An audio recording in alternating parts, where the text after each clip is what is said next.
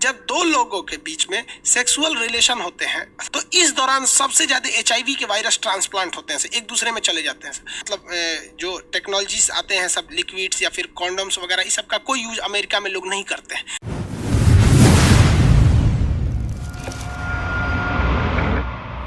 Prep जो होती है एक दवा होती है। प्रेप क्या होती है? एक दवा होती है।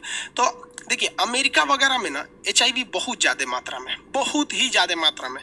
इंडिया में भी एचआईवी की मात्रा ज्यादा है। जहां भी टूरिस्ट प्लेस होते हैं ना, केरला, गोवा, यहाँ पे एचआईवी ज्यादा है।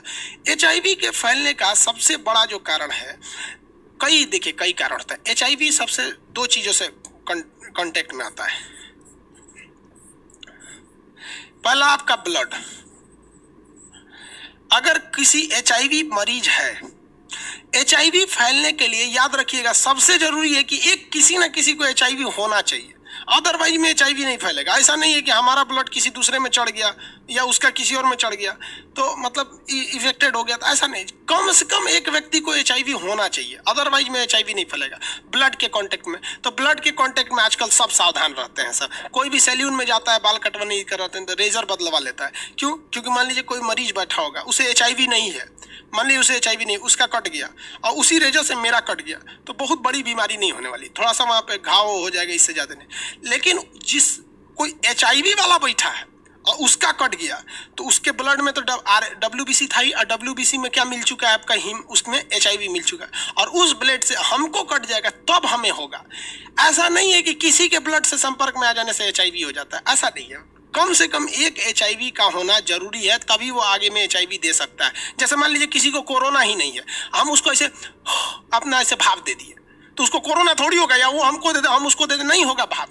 एक का कोरोना पॉजिटिव होना चाहिए ताकि दूसरे को दे सके, वैसे एक का एचआईवी होना चाहिए तभी वो दूसरे को दे सकता है। तो पहला ब्लड हो गया।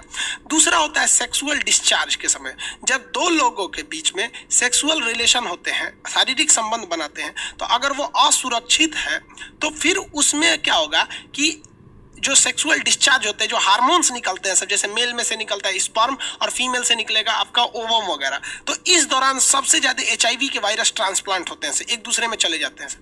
तो अगर किसी एक को एचआईवी है तभी ना वो दूसरे को दे सकता है, अदरवाइज वो एचआईवी दूसरे को नहीं दे सकता। आप देखेंगे बहु विवाह, मतलब एक व्यक्ति दो महिलाओं से विवाह कर लेता है। मुस्लिम धर्म में इसका प्रचलन ज्यादा है और बाकी लोग भी, कई लोग ऐसे कर लेते हैं। जैसे रामविलास पासवान जी, अभी उनकी मृत्यु हो गई, 2 पत्नियां थी।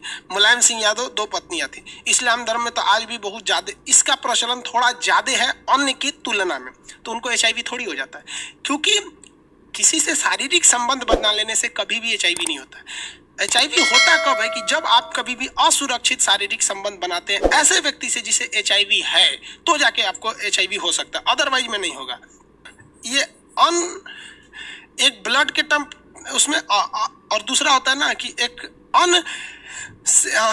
मतलब समझिए कि एकदम सेफलेस सेक्सुअल रिलेशन की वजह से होता है रिलेशन। अब इसमें प्रेप क्या करता है? प्रेप एक नई टेक्नोलॉजी है। जो पहले जो होता था वो एचआईवी के मरीजों को ठीक करने के लिए होता है। एक दवा होती है जिसे 1 हफ्ता से आदमी को खाना रहता है।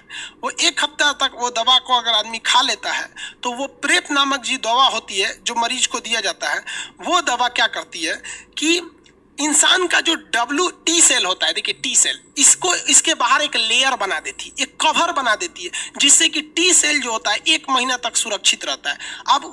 अब मान लीजिए कि हम एक कोई दवा खाली, कोई व्यक्ति है यहाँ पे देगा, अच्छे से समझ में हुआ। बीच बीच में कमेंट उल्टा सीधा करने लगता है, सब ना समझे में नहीं आता। पढ़ाई की एक कमेंट का रिप्लाई करे, बंद कर देंगे कमेंट में, समझ में नहीं आता है लोल सब।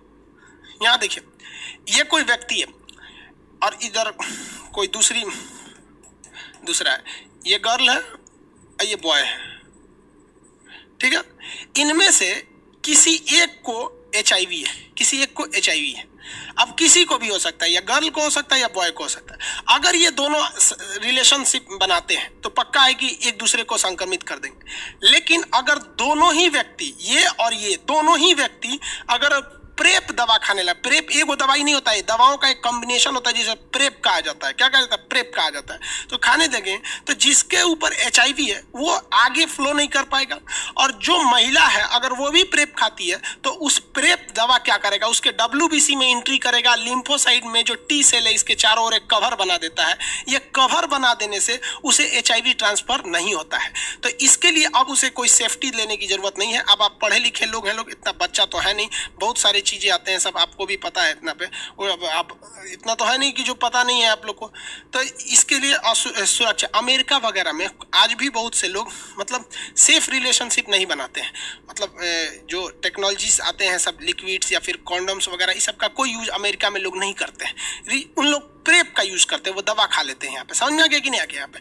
लेकिन इंडिया में अभी ये प्रेप दवा बहुत महंगी आती है, लेकिन इसलिए ये लोग नहीं खाते हैं लोग, और मतलब सुरक्षित नहीं रहता और HIV फैल जाता है। आपको पता है दुनिया में सबसे तेज रफ्तार से अगर कहीं HIV फैल रहा है तो इंडिया में, क्योंकि वहाँ ये इंडिया में क्या है, अशिक्षित लोग बहुत ज्यादा हैं।